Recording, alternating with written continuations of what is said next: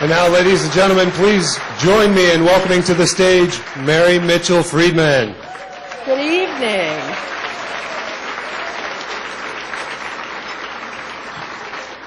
Well, I'm incredibly excited to be here tonight. And what about that film? That was amazing. You know, that film was produced and directed and made by a Mitchell scholar, Zach Boyce, who graduated from Guilford High School and the University of Maine at Orono. Zach works now for Unum, one of our best corporate partners. Go Unum! They graciously gave him time off to make that video for us. Zach's here tonight, and so are Abby Roy and Jeff Vignew, and I'd like the three of them to stand and take a bow.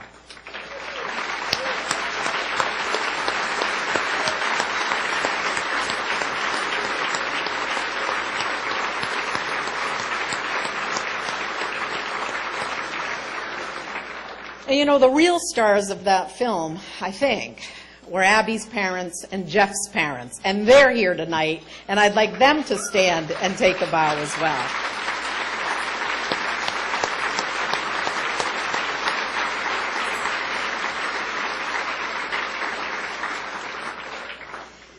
I have to begin this evening by just saying two words: Red Sox! But actually, I have to begin tonight by thanking Tom and Linda Walsh and the incredible staff at the Marriott Hotel. What a great evening they put on for us, and I want to express our gratitude to them. Tom and Linda Walsh every year underwrite the entire cost of this dinner, which means tonight we will raise over $200,000 for the Mitchell Institute.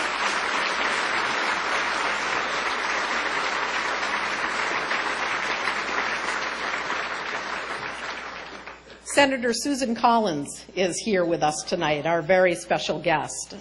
You know, she made all of Maine proud recently with her dignified and diplomatic efforts to resolve the government shutdown. Thank you, Senator.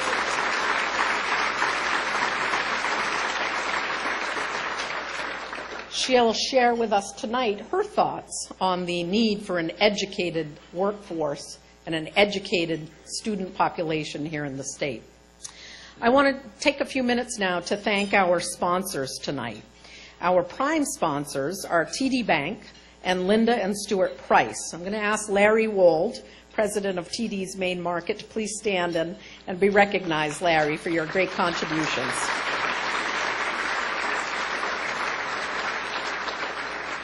Our leadership sponsors tonight are Congresswoman Shelley Pingree and Donald Sussman.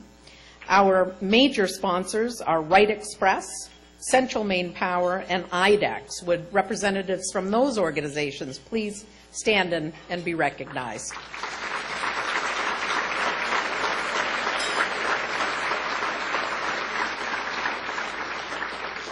Our sponsors tonight are GHM Insurance, Unum, Lee Auto Malls, the Down East Group at Morgan Stanley Smith Barney, Allaire, Garand, and Hanover Insurance.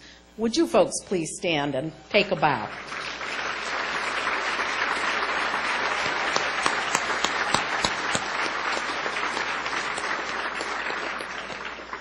Now, I also want to thank all of you. There are more than 500 people here tonight, and that's an extraordinary crowd for us. Without your support and your generosity, we would not be able to carry out the mission of the Mitchell Institute. That mission is simple. It's to increase the likelihood that young people from across the state of Maine will aspire to, pursue, and achieve a college education. 2013 is a very important and exciting year for us at the Mitchell Institute. First of all, we're celebrating George Mitchell's 80th birthday. Yes, I said 80.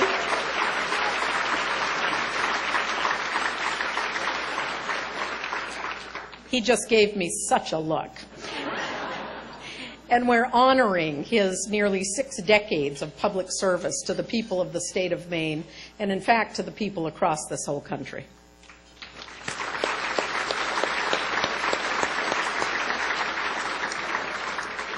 we have another important reason to be celebrating tonight. I'm going to leave that announcement to the Senator himself to make a little later on, much as I would love to spill the beans on that. I'll have to content myself with saying that I am always impressed by the level of generosity of the supporters of the Mitchell Institute. You know, we are very fond at the Mitchell Institute of saying that we're open for opportunity. Well, how do we offer our scholars an opportunity to achieve their dreams and their goals? There are three primary ways that we do this. First and foremost, we are a scholarship organization. Every single year, we give out 129 scholarships, one for each public high school in the state of Maine. Selection of our scholars is based on academic excellence, financial need, and community service or impact.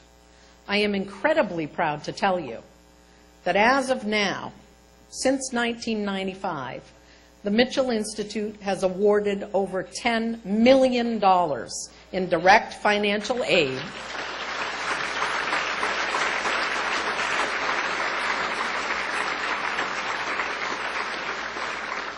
to more than 2,100 scholars.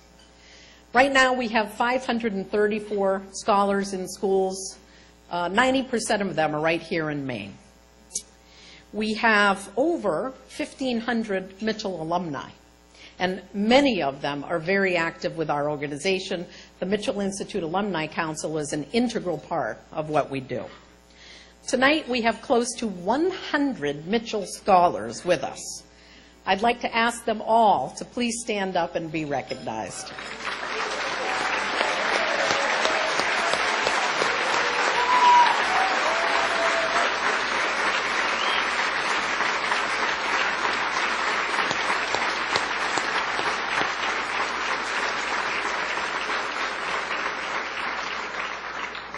I'm going to give a quick shout out to two scholars who every year on this day take a day off from work, arrive here at the Marriott at 9 o'clock in the morning, and work all day with our staff to get ready for tonight.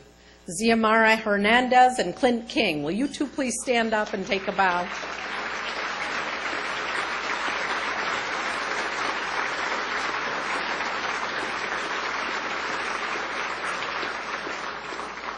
You might have seen on your seats a coupon for Macy's. That's because Xiomara works at Macy's, and when she told them what she was doing, they came to her with 515% discounted coupons and said, hand them out. So thank you, Xiomara and Macy's, for that. Now, the second way that we fulfill our mission is through our support programs. You see, we do more for our scholars than just hand them a check. We hand them an opportunity. We open a door for them and we ask them to walk through it and partner with us to make the most out of their college educations. How do we do that? What sets us apart from other scholarship organizations? The answer is very simple. It's the level of engagement that begins when our scholarships are awarded in the spring of each year, and it extends throughout their college careers and well beyond. Every August, we hold a welcome brunch at the University of Maine at Orono. At that point, the Senator and the Mitchell staff and a lot of the board members meet and greet the scholars and their families. It's at that point that they begin to get an idea that there's more to being a Mitchell scholar than just a check at the beginning of each semester. You heard Abby Roy and Jeff Bigu tell you in the video that the brunch is the first of many, many active engagements that we do with our scholars. We follow up the brunch with receptions on each campus, community service activities, and we offer leadership experiences, an outdoor one we call Mile 1, and an indoor one that Unum hosts called Mile 2. We offer scholars the opportunity to apply for fellowships in their own field of study, and we have a fund dedicated to providing a little bit of monetary support for scholars who need a little something extra to get by in the semester. Finally, we are in constant contact with them through email, through social media sites, and through the absolute hands-on contact of our incredible staff. I'd like to take a second and ask the staff to please be recognized. Meg Baxter, Lisa Plimpton, Lisa Soroyes, Jared Cash, and Kathy McKinnon.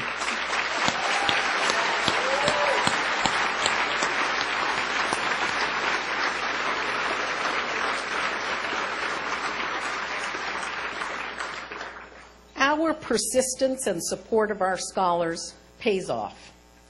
A big part of our mission is motivating our scholars not just to pursue a college career, but to actually achieve their degree, to graduate.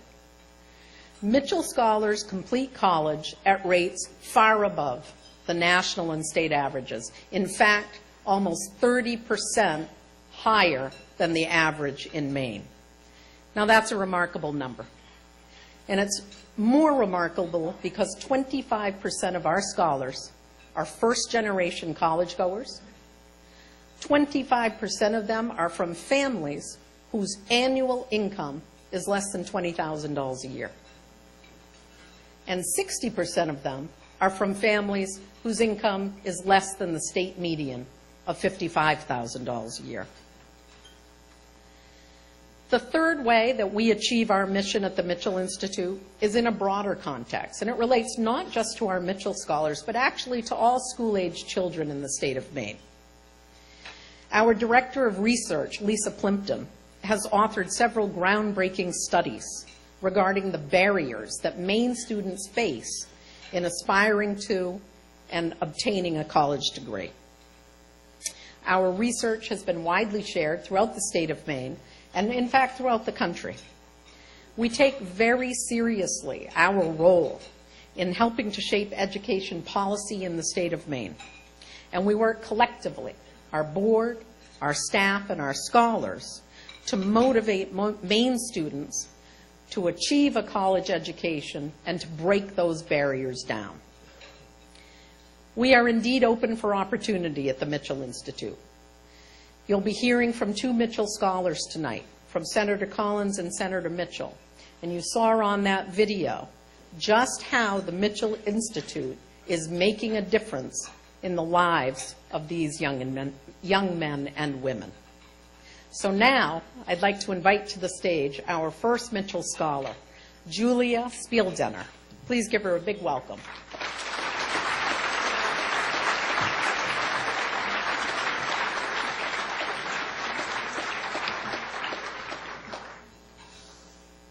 Hello, my name is Julia Spieldenner, and I'm a 2009 Mitchell Scholar from Lawrence High School. I am also the youngest of 18 children. Yes, I said 18. People who hear this fact often ask me, "Are your parents crazy?" Followed by, "Are your parents Catholic?" I respond by saying, I suppose it's a combination of both. I can recall this one time when my mother was accused of running an unlicensed daycare center where authorities told her that they had reports that she was having up to 10 kids at the house at once, and some of them were even spending the night. She responded, she hopes there are more than 10 kids, and they're probably all spending the night because they're all hers. Having such a large family came with many benefits. I always had a playmate. There was always a familiar babysitter. I never had to worry about school bullies. And there were many hands to share the workload. A large family does come with some unique challenges as well. My entire wardrobe until I was in my late teens consisted of my older siblings' hand-me-downs. I always had to share everything. And the line for the bathroom was usually at least 3 kids deep. Also, funds were tight in my family, which made it difficult to try and continue my education after high school. Can you believe? My parents helped nearly a dozen of my older brothers and sisters with their secondary education. Then there was me, the youngest. By the time I reached college age, their finances were stretched thin. My senior year of high school, I applied to as many scholarships as I could get my hands on. I knew I would need all the help I can get in order to fulfill my dream of completing a degree in occupational therapy at a college in Maine. I can remember walking down the hallway of Lawrence High School with a thick stack of scholarship applications in my hands. This is when I first learned about the Mitchell Institute and the scholarship that they offer. It wasn't until after I was awarded this scholarship that I truly understood the good fortune I had been granted. There are so many benefits to being involved with the Mitchell Institute. The scholarship makes it possible for students to complete their college courses by taking a large chunk of the financial burden off of their shoulders. The leadership workshops allow scholars to foster professional guidance and gain an edge on the competition in the workforce. And events such as this one here tonight, as well as other program hallmarks such as the Mile Weekend, allow scholars to network with hundreds of scholars and alumni who have distinct drives and passion to pursue their goals. For all of these reasons, the Mitchell Institute has formed into its own giant family, and everybody involved can reap some of the benefits of having such a large family, just like I did personally growing up. When you are connected with the Mitchell Institute, you don't have to have 17 siblings to know what it's like to be part of such a valuable and loyal group. I can proudly say that this time next year, I will have completed my master's degree in occupational therapy and will hopefully be settling into my lifelong career working with people in need.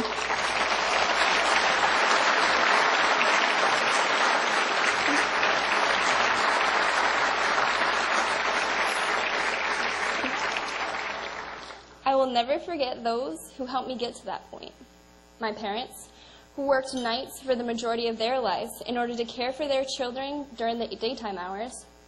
My 17 siblings, who taught me many life lessons, which included what to do and also what not to do through role modeling examples. My peer support.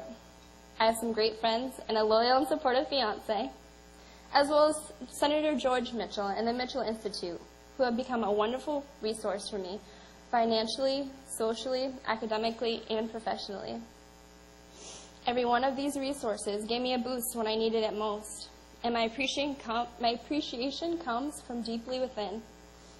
John F. Kennedy once said, "As we express our gratitude, we must never forget that the highest appreciation is not to utter words, but to live by them." That is the way I plan to show my gratitude to all the people who have helped me. Not only will I tell them how much I appreciate them, but I will show them, as well as all of you, that the assistance was well worth it. I will become a successful and productive member of society. I am very proud to be a Mitchell Scholar, and I aspire to make this state, the Mitchell Institute, and my family proud of me as well. Thank you for supporting me and also several hundred other deserving scholars who I call family. Enjoy your night.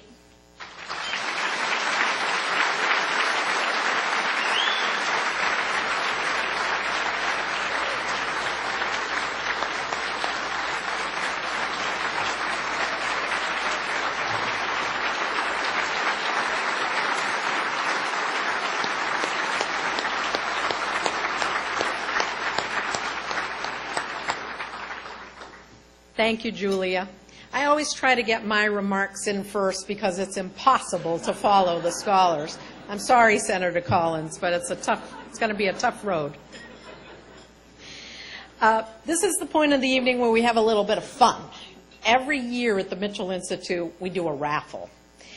Bruce and Becky Epstein, the owners of Odysseys Unlimited, based in Watertown, Massachusetts, have donated an incredible item. Now, a raffle ticket costs $250. The winner of the raffle, chosen by Senator Mitchell at the end of the program, will have the option of choosing between 3 incredible trips. There's a full description of each trip in your program towards the back of your program. Let me tell you a little bit about each trip right now. Now, each of the trips is for 2 people. It includes round-trip airfare, and you're guaranteed to travel in a small group of 12 to 24 travelers with experienced, knowledgeable guides. The first trip is called the Portrait of Italy. It's 17 days and 15 nights with 24 meals included. You will tour the Amalfi Coast and explore the Pompeii ruins. You'll visit Rome and see the Colosseum, the Vatican, the Sistine Chapel. You'll head to the countryside of Umbria and Tuscany with visits to Florence, Siena, and San Gimignano. And finally, you will experience the splendors of Venice. I hope I'm in the right time frame for the slides, but I'm going to keep going. The second trip is called Mystical India. It's an 18-day, 16-night trip with 34 meals included.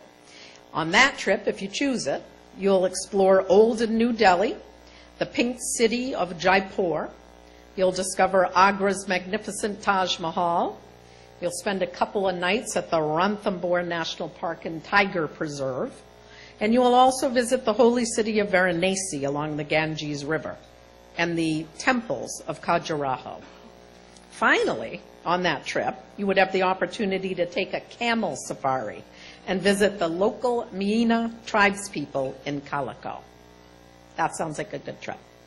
The third trip is the journey through Vietnam. That trip is 16 days, 13 nights, 24 meals. It includes a sightseeing tour of Hanoi, visits to the limestone islands in beautiful Halong Bay, Hoi An's charming old town by the sea. You'll also visit a local farming settlement amid the rice paddies of the Mekong Delta, and you will take a tour, a bustling floating market.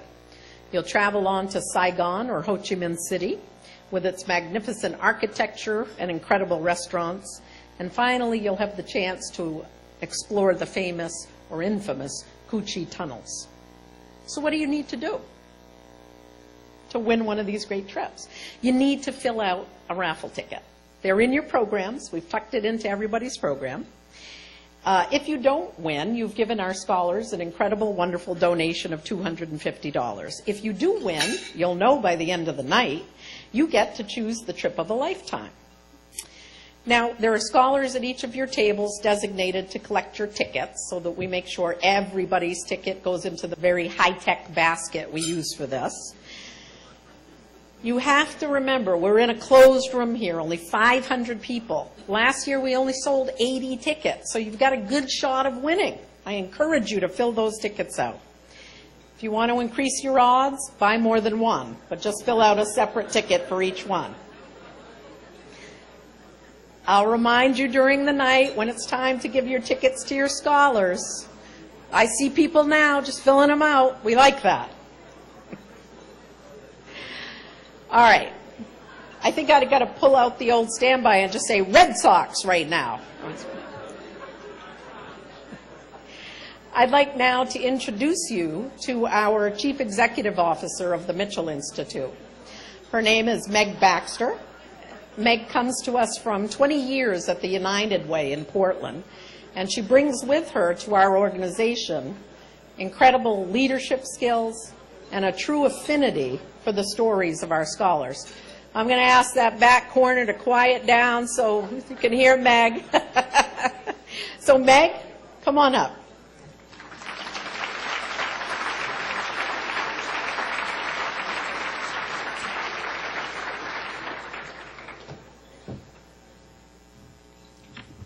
Thank you, Mary.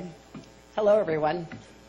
I'm so honored to be in this role supporting Senator Mitchell's vision and supporting our scholars and alumni. Whatever success I've earned in life or enjoyed in life is due to many of the same supports that our scholars enjoy. Many of you have heard my story, although it pales in comparison to Julia. I only have 6 siblings. And we were poor by many standards, but rich by many others. The singing, the cribbage games, the musical instruments. Much of the richness came from the lessons we learned early on. I think big families have that advantage. My parents both served in World War II, so there's the start. We learned you serve, you give. We learned early on about sharing, but we also learned about being helped. When my dad died way too young, we were all outfitted in our clothes for the funeral with money from St. Vincent de Paul. We learned some other lessons: community, fairness, support. So heading into the real world, I came equipped with this knowledge. We're all in this together. And with the experiences of knowing what it means to have someone or several someones give you a lift in life. I was given lifts when it mattered. Scholarships and loans, like many of our scholars. A job that would lead to a great career, that would lead to another great career. Mentors, colleagues, friends, and most especially family provided the support that helped me succeed. I know what it means to need someone to lend a hand, and more importantly, I know what it means to be part of a community that lends its hands. This work is easy, really, because none of this work is done alone. And that's what this night is all about, what the most of us do for the rest of us. We give our time, our talent, our treasure to those who need guidance, support, and encouragement. I'm so proud to be part of the Mitchell family. Now it's my pleasure to turn to our keynote speaker. Mary started by talking about how proud we are of Senator Collins. As events unfolded recently in our nation's capital, most Americans yearn for more civility, more conversation, more cooperation. Maine was in the forefront of civil discourse that moved our roadblock Congress to decisions that led to the reopening of our government. We owe thanks to Senator Collins for crafting a compromise that finally ended the closure. Here's what USA Today had to say on October 16th. Quote, "The male Senate leaders may have tied the bow on a deal aimed at ending the government shutdown, but credit for shaping the package is being given to a group of women led by Senator Susan Collins of Maine. Collins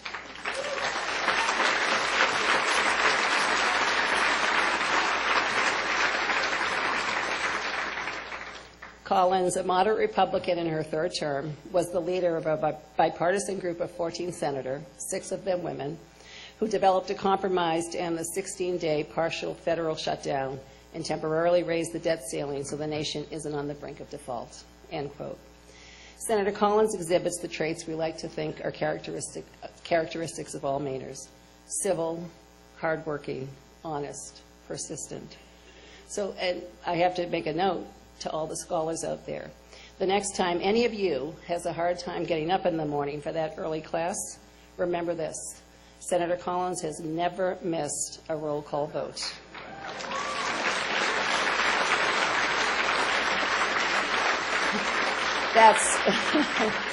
That's more than 5,200 consecutive votes and counting. Please join me in welcoming Maine's senior United States Senator, Susan Collins.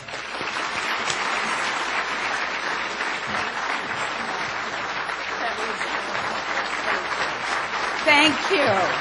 Thank you so much. Thank you so much for such a warm welcome. Thank you. Thank you so much. Meg, I think you have the best job in Maine. It really is. What an extraordinary opportunity to make a difference from so many people. I must say that it is a wonderful relief to be here tonight with a bipartisan group that seems to be getting along just fine, united around a common goal, not fighting. It truly is an honor. Senator Mitchell, from Waterville to Washington, from Northern Ireland to the Middle East, you have created a tremendous legacy of accomplishment and contribution. And it is a tribute to George Mitchell's character that he told me tonight that he considers his greatest achievement to be this program.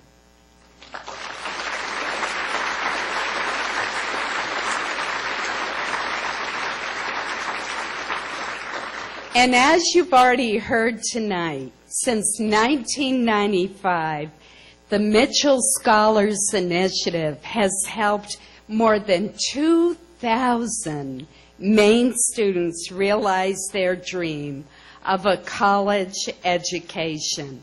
And the many supporters who are here tonight should be so proud of those students and of the role that you have played to make it possible. But the real stars that shine tonight are the Mitchell Scholars themselves. So I want to direct some of my remarks to them personally. The door of opportunity has been open to you. You have entered through it with great confidence, not knowing exactly what the future will bring to you, but with a sense of purpose and certainty that you can make a difference. You come from all over the great state of Maine. I think one of the great strengths of the Mitchell Scholars Program is that every single high school, whether it's Lubec, and I met a student from Lubec here tonight, or our largest high schools in Bangor and Portland, all of them have Mitchell Scholars. Many of the Mitchell Scholars come from families of modest means. Nearly half are the first in their families to go to college. And of all the numbers that describe the importance of this initiative, this one to me is the most significant. The graduation rate for the Mitchell Scholars is an astonishing 85%.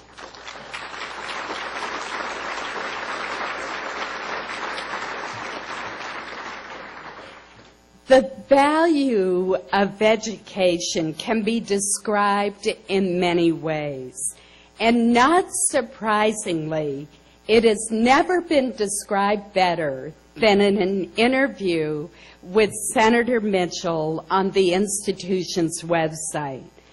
With his customary modesty and thoughtfulness, Senator Mitchell tells a remarkable story of his own career that followed his upbringing in a family of decidedly modest means, but one bound together by the virtues of love, perseverance, and hard work. George's account is, of course, filled with the names of famous national and international leaders, but there was one name that for me stood apart. Elvira Whiting. Mrs. Whiting was a high school English teacher who recognized in young George Mitchell something special, and who took that extra step of helping him reach his full potential. In Senator Mitchell's words, he was an indifferent student, one who did quite well with a minimum of effort and whose out-of-school reading consisted mainly of comic books. That was until the day that Mrs. Whiting called him in after class and gently and graciously called him out for his indifference. She handed him a book, one without any pictures, and asked him to read it and to come back for more if he so desired. We will never know whether the book that she chose to launch this special project was carefully considered or was just at hand, but it made a profound difference. The book was John Steinbeck's short novel, The Moon is Down. It's a fictional account of life in a small Norwegian village under Nazi occupation in World War II. It's not hard to see why this particular story would ignite in a student with an untapped intellect. Here's what happened in the novel. The occupiers, the Nazis, had the weapons, the might, and the ruthlessness. The villagers have nothing but determination, honor, and the will to prevail. In the end, it is the occupiers who become the oppressed. It is the conquerors who live in anxiety and fear. So great was the resistance, the stubbornness, the refusal to comply of the villagers that the Nazi commander complained to a subordinate that the flies have conquered the flypaper. What a marvelous line, one that speaks to all of us in a world that often seems to be an unending maze of sticky situations. I am sure that there were times in his life, whether working as a janitor in high school or working to forge peace in Northern Ireland, that George Mitchell could see nothing but flypaper wherever he looked. As he demonstrated time and again, however, it is the combination of character, integrity, and intellect unleashed by education that conquers adversity and that overcomes obstacles. Like Senator Mitchell's teacher, we all have the ability to reach out to a young person, to offer the guidance and support that turn potential into achievement. And I am confident that the Mitchell scholars of today will become the George Mitchells and the Elvira Whitings of tomorrow, leaders who make a difference.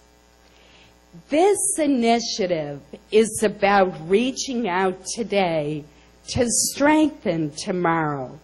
We've joined together to increase opportunity in education because we know that a bright future is a reflection of the light, the energy, commitment, and ingenuity that we send forth today. As Abraham Lincoln said, the best way to predict your future is to create it. In my travels throughout our nation and throughout the world, I have found that Maine has a wonderfully positive image. We're known everywhere for our spectacular natural beauty, our abundant wildlife, and of course, our incomparable food. But most important, we are known for our hardworking, compassionate people.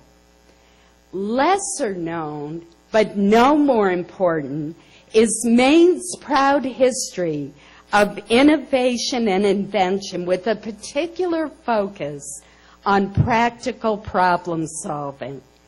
For example, it is known that Chester Greenwood of Farmington, at age 15, invented earmuffs in 1873 because his ears got cold when he was skating. Less well known is the fact that he went on to pioneer the entire industry of hearing protection. In the same year that Chester Greenwood made his earmuffs, Helen Blanchard of Portland patented the first zigzag stitch sewing machine, an innovation that greatly advanced Maine's textile industry. She went on to patent 28 other inventions, including improvements to surgical needles. In 1901, Alvin Lombard of Waterville patented a log hauler, we would call it a skidder, driven by treads to get timber out of the muddy woods. His innovation is seen today on everything from bulldozers to military tanks. During World War II, an electrical engineer named Percy Spencer of Howland worked to increase the production of vacuum tubes that are essential for radar. In the process, he invented the microwave oven. Did you know that was invented by a Mainer?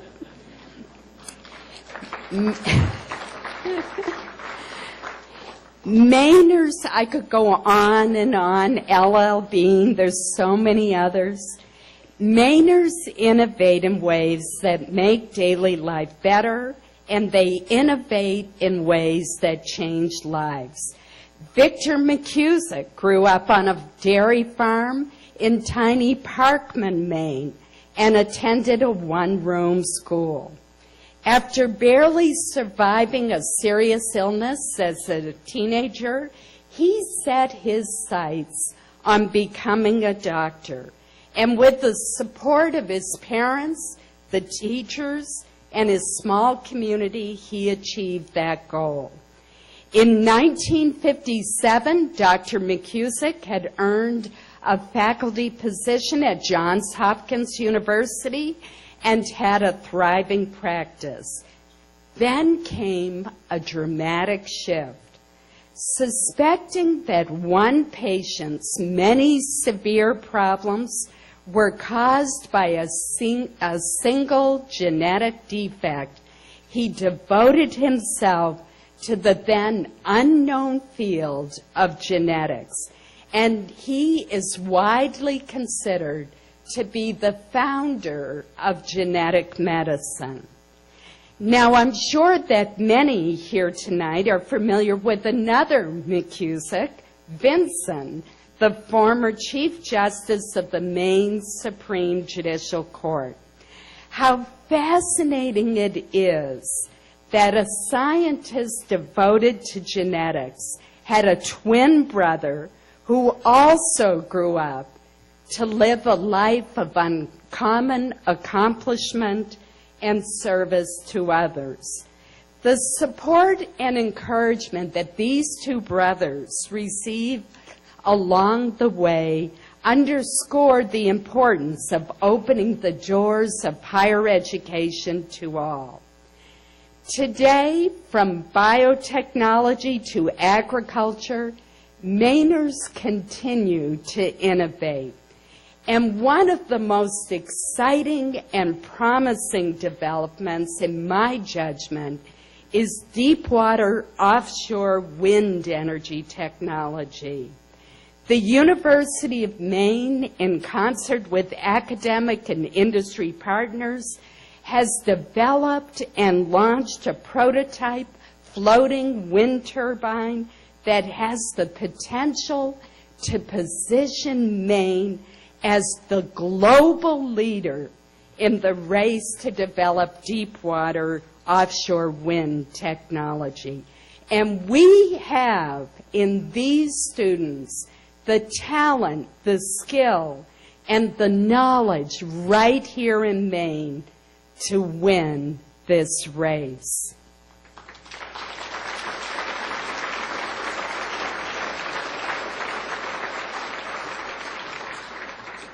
We need the entrepreneurs, the innovators, the risk takers who will create the businesses and the jobs of the futures. But we also need active, involved citizens who will uphold the democratic principles that guide our nation and who will get involved. In a 1978 commencement address, Supreme Court Justice Thurgood Marshall said that the privilege of attending college brings with it an unceasing responsibility to use your knowledge and training for improving the lives of others. My challenge to the Mitchell Scholars, and indeed to everyone here, is this. Whether it is creating jobs, serving as a volunteer, or running for office, our communities, our state, and our nation need your energy and commitment. We also need something else, wonderfully stated by this old Lebanese proverb. Lower your voice and strengthen your argument. I am quite sure that Senator Mitchell is familiar with this saying, first because it is part of his heritage, but more important because it describes his exemplary conduct in the public arena. I am troubled by the state of political discourse in our country today and its implications for the effectiveness of government and for people's confidence in their leaders. In a larger sense, it reflects a decline in civil discourse in our country and our society as a whole. We need a more civil tone in public debate in Washington and throughout this country.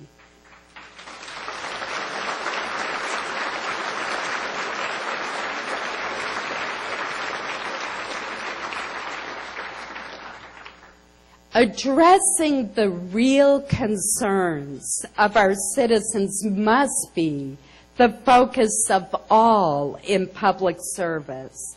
But unfortunately today, achieving solutions is not the goal for many. Rather, it is to draw sharp distinctions and score political points, even if it means that the problems of our country go unresolved. To be sure, turbulence is inherent in democracy.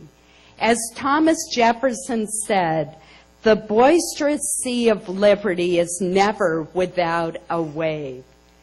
There is, however, a great difference between waves of lively, informed debate that propel ideas forward and a tsunami of insult and false accusation that destroys everything in its path. I am uncertain who first described politics as the art of compromise, but that maxim, to which I've always subscribed, seems woefully out of fashion today. Sitting down with those on the opposite side of an issue, negotiating in good faith, figuring out what means most to the other side, and attempting to reach a solution are actions often vilified by the hardliners on both sides of the aisle. So to our Mitchell scholars, let me close with a dual challenge to all of you. To be active citizens, to remember that your voice makes a difference, and to come home to Maine.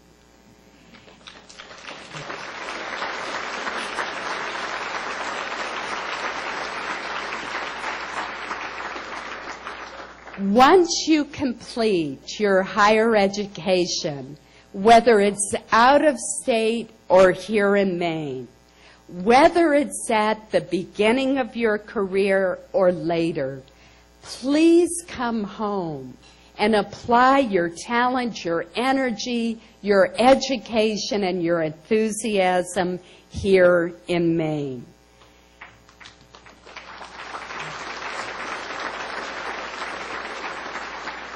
And there's no better example of that commitment than the founder and namesake of these scholarships. With support at home and at school, with his own strength of character and intellect, George Mitchell became a leader revered and celebrated all over this world. And yet now, with all the honors and recognition, where is he tonight? Right here, back in Maine, and giving back to Maine. And we thank you for that.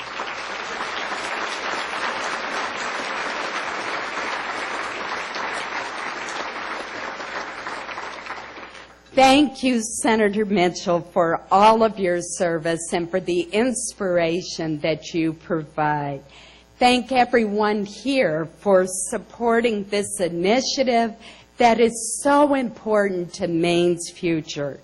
And to our stars, the Mitchell Scholars, congratulations, good luck, and remember, we need you here in the great state of Maine. Thank you.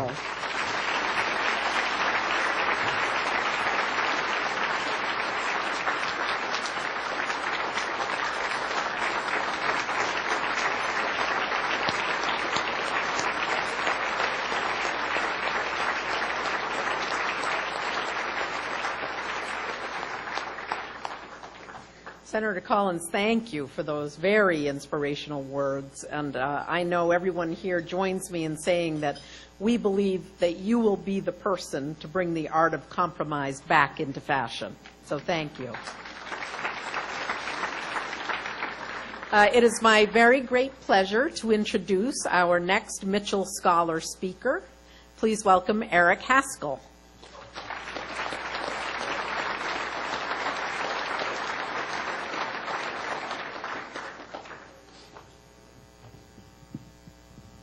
Good evening. My name is Eric Haskell, and I am a 2000 Mitchell Scholar from Deer Isle Stonington High School. I grew up on Deer Isle, which is one of the most beautiful and isolated areas in the state. Upon visiting this area in his book, Travels with Charlie, John Steinbeck remarked, "One does not have to be sensitive to feel the strangeness of Deer Isle." I would certainly echo this statement and feel that the uniqueness is part of its beauty. Today, this area remains predominantly a fishing community where the majority of my family continues to live and work. Growing up, I remember my grandfather as a proud lobsterman who loved the sea. I can still recall standing on a milk crate at the helm of his boat, the Margaret L., trying my best to steer between the brightly colored lobster buoys. Unfortunately, it was the sea that claimed his life on a gusty August day when I was 7. That was a day that would set into motion a number of different changes in my life. For it was from that day forward that it was made clear to my siblings and I that we would pursue our paths in the future with our minds and not our hands. This was instilled by my parents, both high school graduates who had aspired for higher education, however, did not have the means. They wanted a better and easier life for us. As such, it was expected that we would work hard and seek our opportunities through a college education that they never had the chance for. In doing so, we would be the first in our family to accomplish this, which includes 9 generations from this tiny island. Along my journey through education and training, I've encountered many stressful and scary situations. The ones I recall most vividly include applying for college and medical school, board examinations, applying for residency, and when I began to practice medicine. I can honestly say that the most stressful and scariest time for me was my first semester as a freshman at St. Joseph's College. Not only was I away from home for the first time, but this was the foundation-setting first step in my journey. A proverbial make-or-break situation, and I had nothing to help me gauge expectations or how I was doing. Was that an exaggeration? Perhaps, but at the time, that's exactly how I felt. Certainly, my family was a significant source of support and encouragement. But in addition, there was another constant source of support, the Mitchell Institute. Beyond the monetary value of the scholarship, I felt the strength of the organization in two ways. First, the sense that someone believed in me and felt that I would succeed. An entire organization, the Mitchell Institute, had objectively looked at me and felt that I would succeed and I was worth investing in. I cannot overstate the amount of confidence that this provided me as a newly minted freshman. Second was the sense of belonging, where I truly felt part of a special group. For me, this included participation in fundraisers, Mitchell Scholar luncheons, and a trip to see a Red Sox game with other scholars. This continues today with a broad array of offerings, including brunches, mile weekends, fellowship opportunities, and internship opportunities, just to name a few. And because of this support that I've received, I feel strongly about giving back to the Mitchell Institute. As such, whenever I have been asked to do anything for the organization, my answer is always yes. Recently, this has included interviews, fundraising, and involvement with the Alumni Council. I have also found it impossible to say no to such a wonderful group of individuals who work for the Mitchell Institute. This includes Meg Baxter, Jared Cash, and Lisa Plimpton, just to name a few. Beyond that, I also feel strongly about contributing financially to the organization. So as part of a growing tide of similar sentiment from other alumni, I have pledged to pay back my scholarship amount in full. To the current scholars,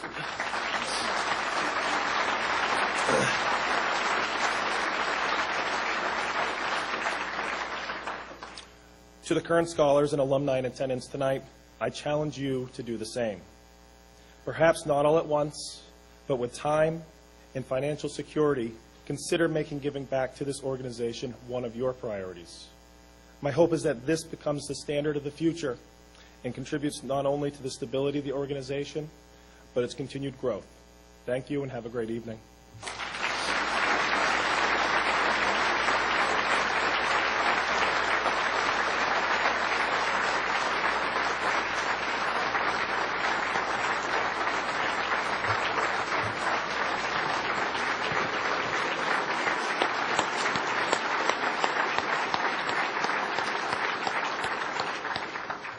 Now that is a great pledge. Thank you, Eric, for that. I hope the rest of you scholars heard that. Now, at this point, if you've filled out one of those lovely raffle tickets, hand them to the scholar at your table and they will take care of collecting them for you. All right, I'll let a little noise happen so everybody fills it out, feels good about it. Good luck to everybody.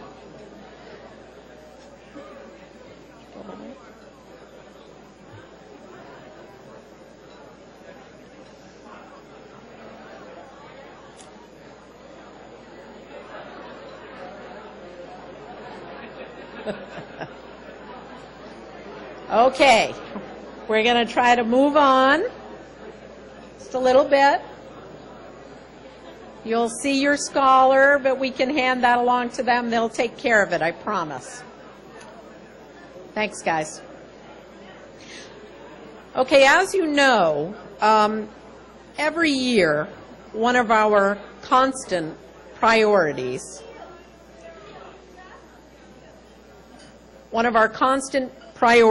is to secure the funding necessary to continue awarding 128 Mitchell scholarships every year. Now, right now, those scholarships are for $6,000 paid out over the 4 years that our scholars are in school. We need to be able to raise that amount to at least $10,000 in order to stay relevant, to keep pace with the rising costs of education. $1,500 or $2,500 a year may not seem like a lot of money to most of us in this room. But to our scholars, it's huge. What we try to do is fill the gap between the amount of financial aid our scholars receive from their colleges or universities and the amount that they or their family are expected to contribute to their college education. That gap, given the fact that so many of our scholars are from families whose incomes are below the state median, is very difficult to fill, and that's where we play a very big role. Every year at the Gala, we honor our pioneer donors. These awards are given to individuals and corporations who have donated $150,000 or more to the Mitchell Institute. To recognize their incredible generosity, we establish Mitchell scholarships in their names. This evening, we have a video presentation to recognize our pioneer donors and their 2013 scholars. The 2013 Mitchell Institute Pioneer Awards. The Patty Frank Walsh Pioneer Award recognizes a Mitchell scholar who has overcome tremendous obstacles to achieve success. This year's recipient is Taylor Lovely from Nokomis High School. The Leon and Lisa Gorman Pioneer Award in honor of Senator George J. Mitchell recognizes a Mitchell scholar who has demonstrated strong qualities of leadership, character, and hard work. The award goes to Jacob Johnson from Madison Memorial High School. The Senator George J. Mitchell Pioneer Award in recognition of leadership, character, and perseverance goes to Courtney Frost from Carabec High School. The Bath Iron Works Buzz Fitzgerald Pioneer Award recognizes a Mitchell scholar who is a child or grandchild of a BIW employee and who embodies the characteristics of leadership and compassion for which Buzz Fitzgerald was known. This year's recipient is Elizabeth Snowden from Mount Ararat High School. The Casella Pioneer Award in recognition of a student entering the field of environmental studies goes to Cole Porter from Katahdin High School. The George and Mintaha Mitchell Pioneer Award recognizes the Mitchell Scholar from Waterville High School in memory of George and Mintaha Mitchell. The recipient is Molly Plow. The Morton Kay and Jane Blaustein Pioneer Award recognizes first-generation college students and students from recently immigrated families.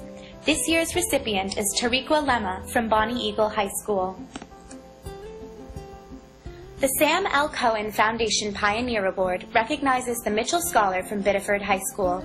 This year, the award goes to Emma James. The Sam L. Cohen Foundation Pioneer Award recognizes the Mitchell Scholar from Thornton Academy. This year's recipient is Megan Hamill. The Mitchell Senate Staff Pioneer Award in memory of Gail Corey recognizes a Mitchell Scholar whose belief in public service, faith in people, and dedication to the greater good are a model to all. This year's recipient is Alex Gaith from Lincoln Academy.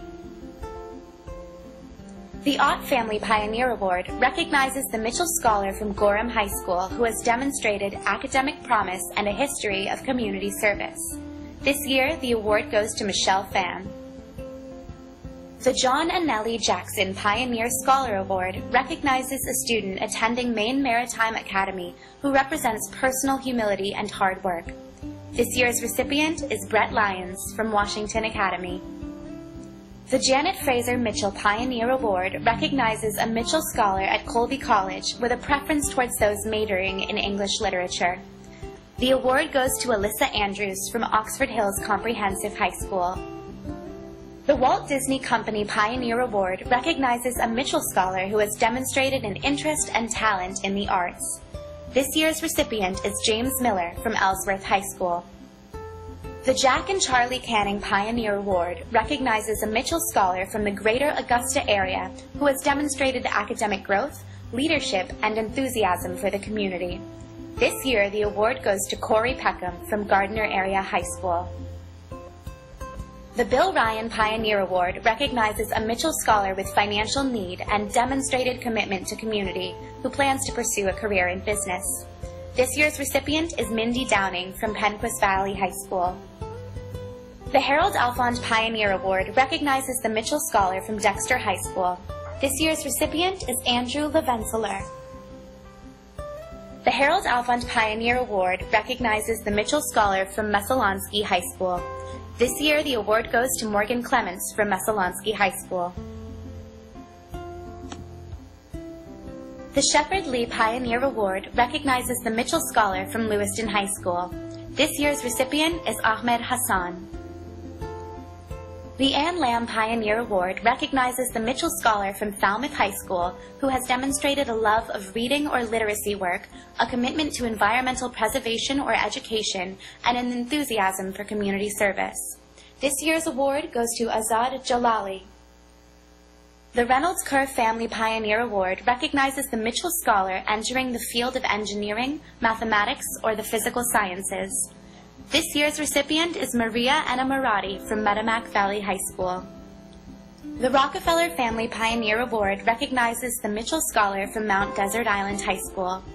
This year's recipient is Cynthia Andrews. The Colleen J. Quint Pioneer Award recognizes the Mitchell Scholar who best exemplifies the qualities of leadership and inspiration, which defined Colleen's 13 years of service to the Mitchell Institute. This year, the award goes to Logan Desmond from Southern Aroostook Community School and Alec Young from Georges Valley High School.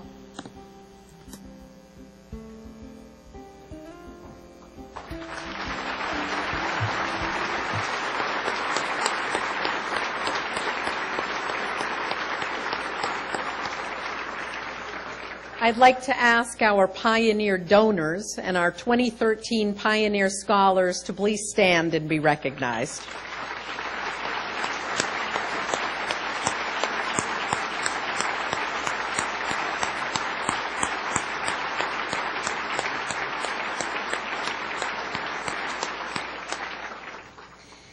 Now, before I tell you about this year's new Pioneer Awards, I want to take a moment to shine the spotlight on 3 of our corporate partners who collectively have donated over $2.2 million to the Mitchell Institute. For over a decade, Unum, KeyBank, and TD Bank have supported the good work of the Mitchell Institute. Their support goes well beyond the financial. Their key officers and employees serve on our board of directors and on our committees. They provide significant mentoring opportunities for our scholars, and sometimes they even hire them. Unum deserves special recognition for putting on our incredibly popular leadership conferences called Mile and Mile 2. I'd like to ask Joe Foley, Senior Vice President of Unum, Sterling Kozlowski, President of KeyBank, and Larry Wold, President of TD Bank, to please stand and accept our heartfelt gratitude.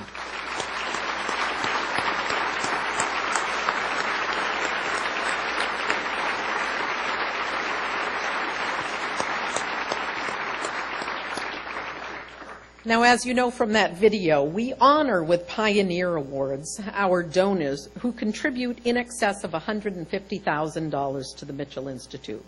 This year, we have 4 new Pioneer Awards, and they are being endowed by members of the Mitchell family. These Pioneer Awards, together with 2 previous ones established in honor of the Senator's parents, George and Mintaha, and his sister-in-law, Janet, my mom, demonstrate the Mitchell family's continuing commitment to the Mitchell Scholars. The new awards. The Paul and Yvette Mitchell Pioneer Award is being established in honor of the Senator's brother Paul and his wife Yvette, the founders of GHM Insurance Agency. This award will recognize a Mitchell scholar majoring in business who demonstrates the qualities of independent thinking, leadership, and self-motivation necessary to become a successful entrepreneur. Paul and Yvette, will you please stand?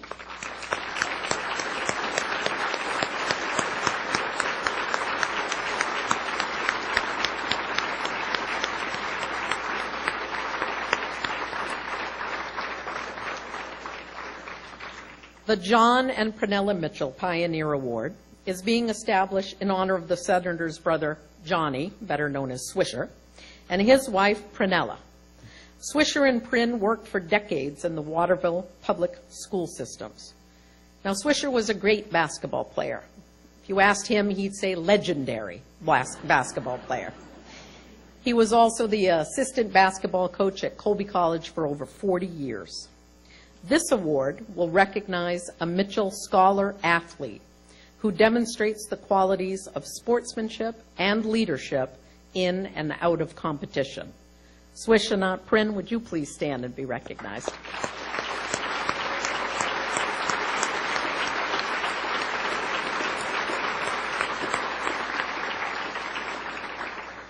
The Robert E. Mitchell Pioneer Award is being established in loving memory of the Senator's brother Robbie, my dad, who worked for more than 4 decades at the FDIC and in private banking. This award will recognize a Mitchell Scholar majoring in business or economics with a demonstrated interest in entering into the field of banking or finance upon graduation.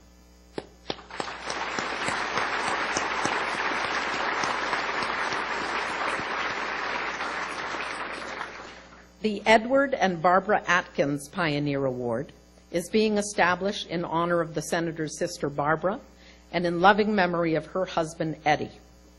Eddie and Barbara owned and operated Atkins Printing in Waterville, Maine, which was founded by Eddie's father in 1910 and operated continuously for more than 100 years.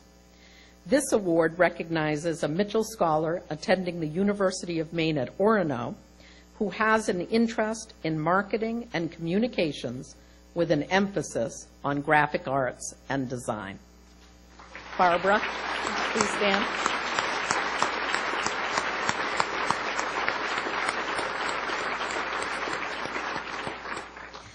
Now, several years ago, probably from this very stage, I was introducing my uncle to the audience, and I maybe was giving a particularly long and flowery introduction. And as I left the stage and we crossed paths, he leaned over, and I thought he was going to say, "Wow, Mary, that was amazing."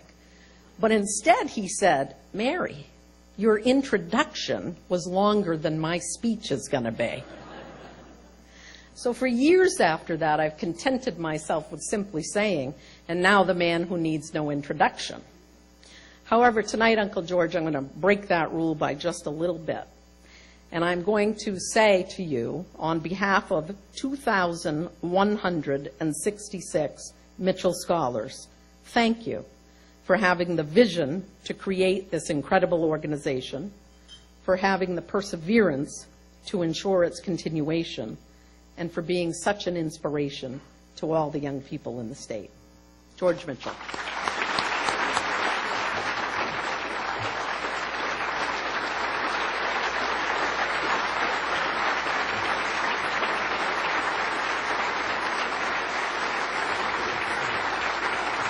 Thank you very much.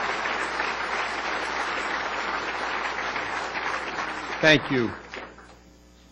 Thank you very much, Mary, not just for your remarks about me or your emceeing this event this evening, but thank you for the literally thousands of hours you've devoted to this organization as a volunteer, as president. Most of you will never know how many hours Mary puts in, and she's done a really great job. I'm so proud of her, and I'm so grateful to her for all that she's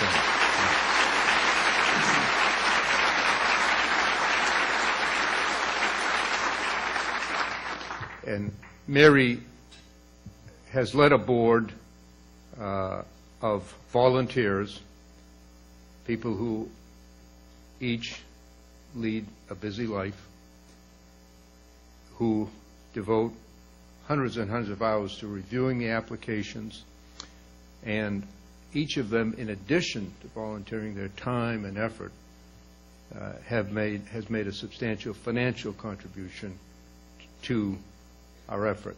And so I would really like to have you join me in asking first all of the members of the board who are here to please stand and be recognized, and thank you very, very much from the bottom of our hearts for all that you've done. Please stand up.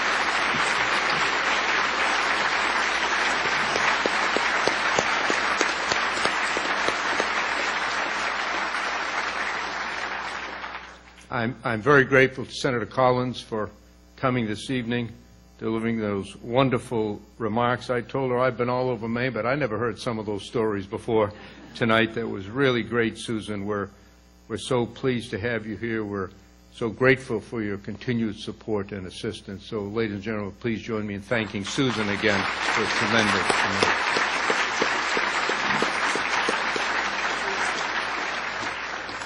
There are many, many other distinguished people here. I want to recognize some who are in the field of education who lead the universities and colleges to which our scholars go. And I'd like to ask each of them to stand up one at a time, not as a group, because I think each deserves unique recognition. Robert Clark is the president of Husson University. Bob Clark, where are you? Thank you.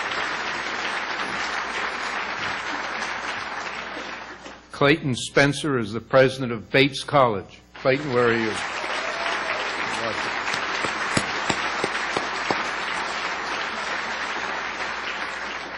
Theo Calico is the president of the University of Southern Maine. Theo.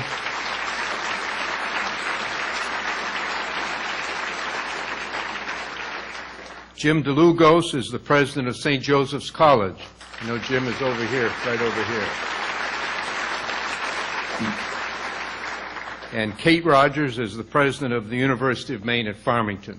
Kate, please stand to be recognized.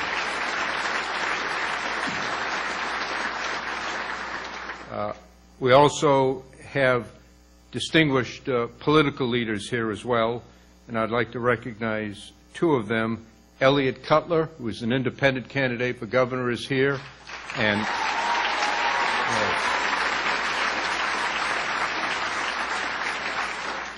Mike Michaud, who is a congressman from the 2nd District and the Democratic candidate for governor.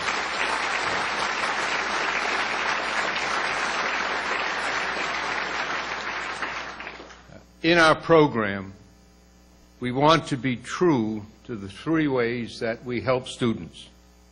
We help the state of Maine and our state's economy.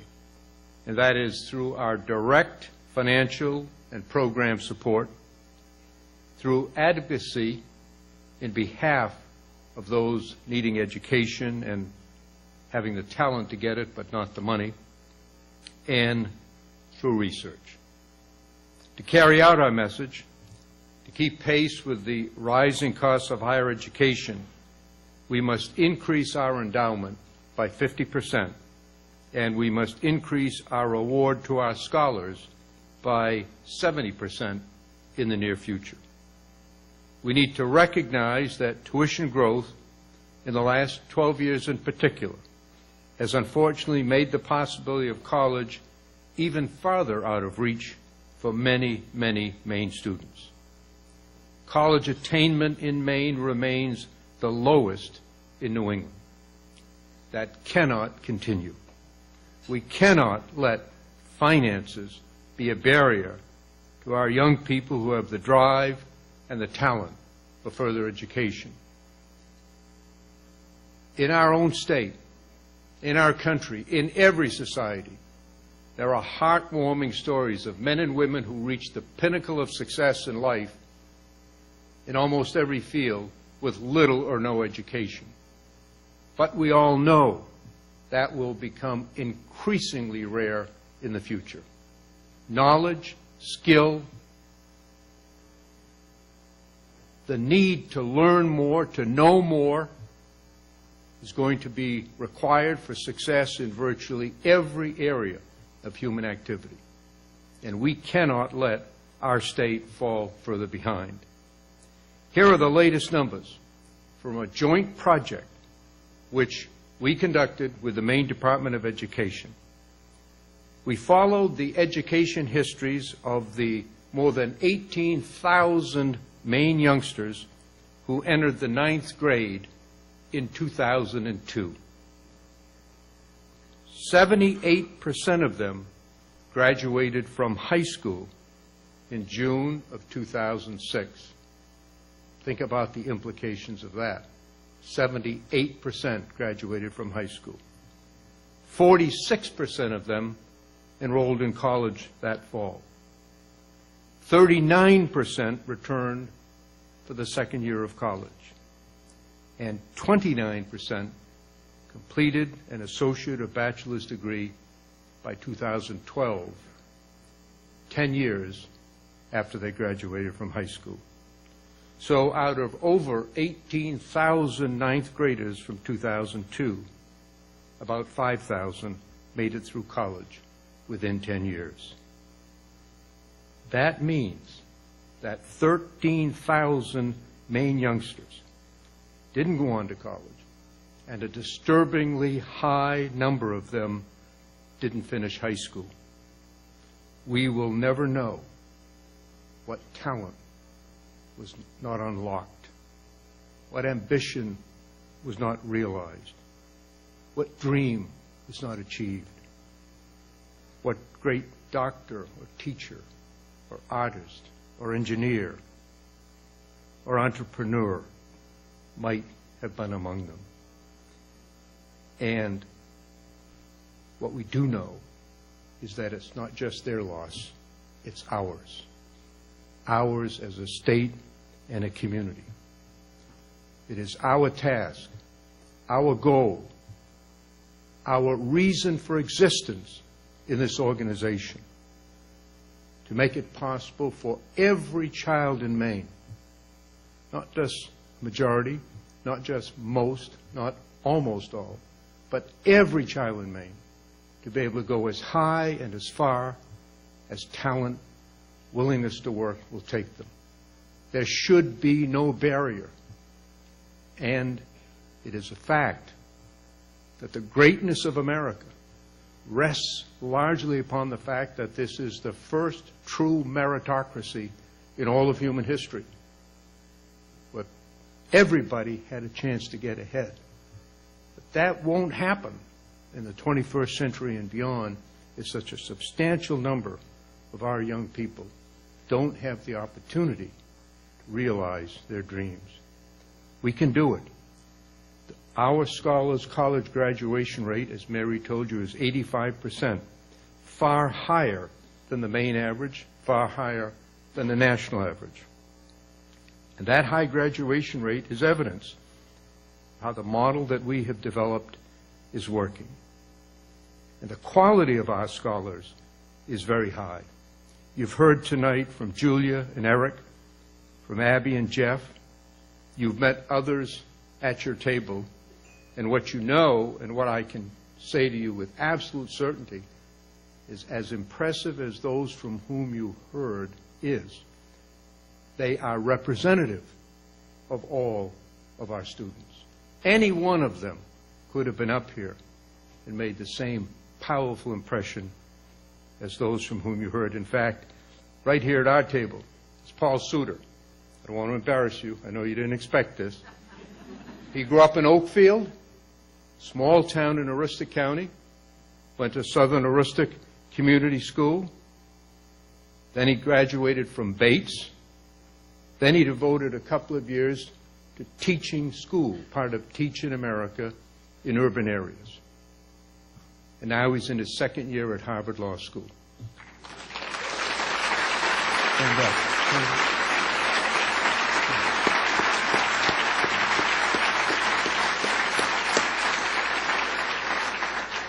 And after all that, if you don't succeed,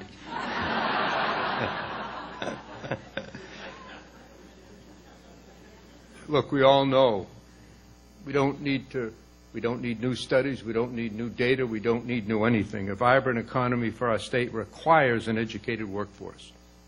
The unemployment rate, which has been much in the news for the past several years, nationally, over that period of time, has been about 4% for those with a college education, about 8% for those with a high school education, and almost double that for those without a high school education.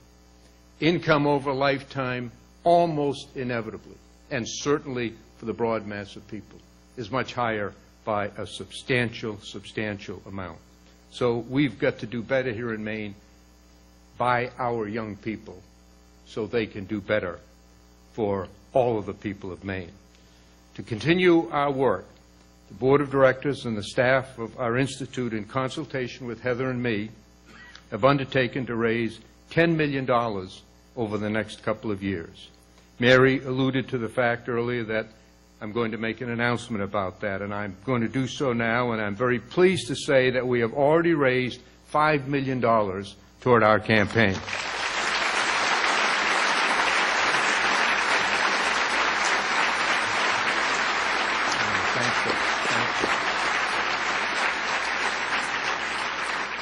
This has been possible first by the 100% participation by every single member of our board. And I want to emphasize, they're volunteers. They're busy people. They're devoting their time to us, and in addition, they're making contributions to us. From a handful of special and really wonderful corporations and individuals, and I'm pleased to say, including, as Mary announced here, from several members of my own family. I want to repeat what Mary said about Unum, Key Bank, TD Bank, and Tom and Linda Walsh. They have been wonderful, consistent supporters over the entire lifetime of our organization, and we are extremely grateful and indebted to them, as are all of the young people of our program. I want to say a little something about the members of my family. Of all the many blessings I've received in life, and I have received far more than my share, none has been more important to me than my family. In fact, I've often said that after my family, this scholarship program means more than anything in my life. And so it's a special pleasure for me that tonight the two have been fused. And as you heard Mary say, 4 new Pioneer Scholarships have been created by and in honor of members of my family. To my sister Barbara, my brother Johnny and Paul, to my dear, dear beloved brother Robbie, who is no longer with us, but his wife Janet is here, to all the members of my family who are here, and especially to Stuart and Linda Price, who are not here, but who are a sponsor of the entire dinner tonight. I cannot possibly express to you the gratitude I feel and that I always will feel for the love and support that you provided, and to do it in such a tangible way in behalf of a cause that you know means so much to me. From the bottom of my heart, I thank you very much. I really, really appreciate it. It means more to me than all of the hard times you gave me over the entire life I've lived with you. Thank you.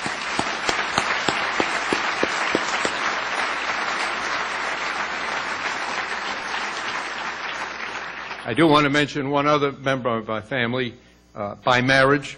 My wife Heather is a member of the board. She devotes a lot of time and effort to it, and most importantly, she makes it possible for me to travel around, go places, and do things like raising money for this scholarship program. So please, Heather, would you stand and be recognized, and please join me in thanking you very much.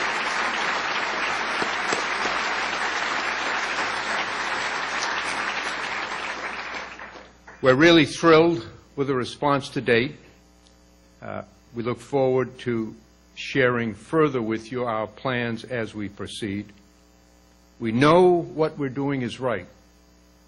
We have the great security of an inner knowledge of being right. For our students and for their families, for our state, for our economy, and really for our country. We are fortunate to be Americans, citizens of an imperfect society, to be sure, as are all human efforts and organizations, but nonetheless, still the most free, the most open, the most just society in all of human history. America is freedom and opportunity. That's why millions of people have come here from all over the world, and people continue to clamor to come here. We were fortunate. Our mother made it. My father's parents made it. And I know that many of you here tonight, are yourselves or your parents were immigrants to this great country. The Statue of Liberty, as you know, sits in New York Harbor, and has the memorable lines by Emma Lazarus about welcoming the poor from all around the world, and they came. because they saw freedom and opportunity here, and because they believed that in America, everybody has a chance. Well, we all know that as we enter the 21st century, that certainty is now under question. Does every American really have the same chance and opportunity? At a time in which knowledge is exploding, which we're undergoing a communications and technological and information revolution that I believe history will record as significant as was the Industrial Revolution, which originated in Great Britain a few centuries ago. Is it true? And I believe that it will prove not to be true if there remain in our society, in our midst, young men and women who have talent, who have drive, who have ambition, who could be great successes in life, but are held back from doing so because of the circumstances in which they live and their inability to gain access to the knowledge and skill that's necessary for success. And so our challenge really, in a way, is a microcosm of the challenge that faces our country. We can't solve the problems of the country, but we can do something about the problems of Maine, and thereby set an example for the rest of the country. If we can one day say that here in Maine, everybody does have a chance. It's not a slogan, it's not an aspiration, it's a reality. And the greatest beneficiaries of giving every young Maine child a chance to succeed will be ourselves. Will be our people, our economy, our state, our country. I thank you so much for what you're doing from the bottom of my heart. Thank you very much.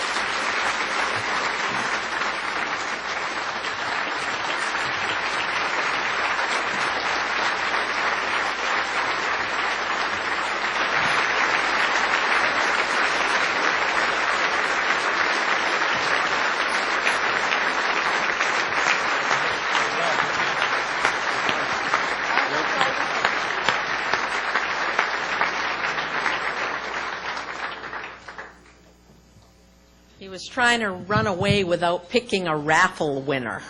But look, But yeah, and I am going to run away because this is such a great honor. It should not go to an ex-senator. It should go.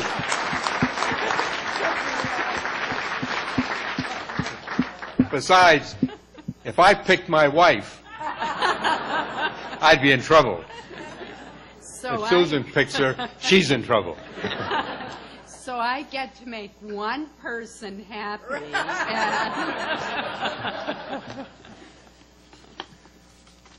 There you go. Aha! Great. Anne and Vince Oliviero. Hey.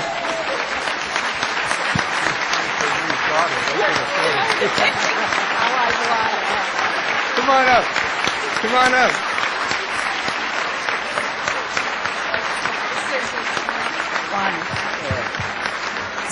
Senator Collins just asked if she could only pick one, but I told her yes. Well- 1 second. I want to invite the Mitchell Scholars to please make your way towards the front of the room at this time. Yeah. Well, I can say this. We know where the Olivieros are going.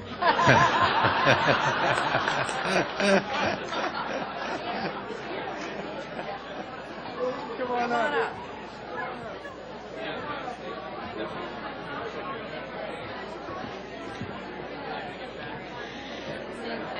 So, ladies and gentlemen, we have one final order of business this evening. I don't think the senator can actually see it, but coming in from that side of the room is a birthday cake. And the birthday cake, I tried to get 80 candles put on it. I was voted down. But we're going to have our scholars kick off a happy birthday. Please join in. Go. Happy birthday to you. Happy birthday to you. Happy birthday, dear Senator Mitchell. Happy birthday to you.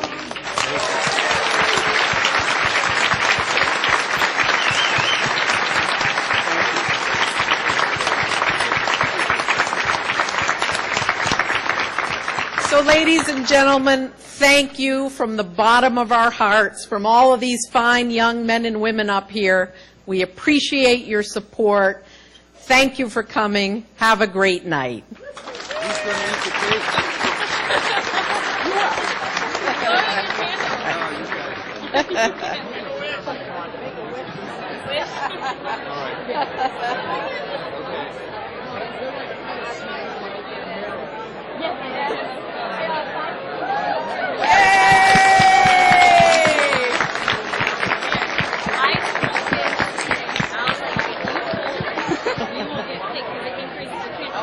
And I folded their card and I put it in their suitcase.